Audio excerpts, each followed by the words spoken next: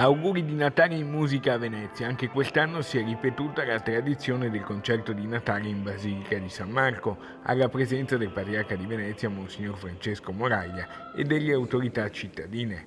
2 serate di grandi emozioni, entrambe esaurite e volute dal Gran Teatro La Fenice di Venezia in collaborazione con la Procuratoria di San Marco. L'esibizione della Cappella Marciana, diretta dal maestro Marco Gemmani, ha proposto il Vespro di Natale di Claudio Monteverdi. Prima dell'inizio del concerto il Patriarca ha rivolto un discorso di benvenuto a tutti i presenti e un suo augurio di Natale, sottolineando proprio come, in vista del Natale, nessun uomo sia un'isola e ricordando tutte le vittime di femminicidio, in particolare Giulia e Vanessa. Un bel momento per festeggiare e per stare insieme e per farci gli auguri di Natale, anche con le parole molto importanti del Patriarca, che anche quest'anno insomma ha saputo attualizzare la situazione e dire delle parole e anche un messaggio importante alla città.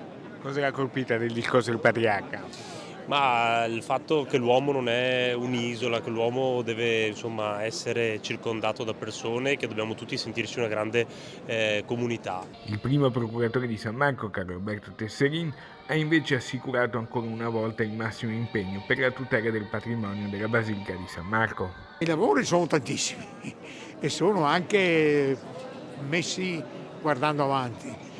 Stiamo lavorando fortemente e noi contiamo che il tutto del San Marco sia nei prossimi immediati anni di poter davvero trasferire al mondo quanto bello è avere qui di San Marco.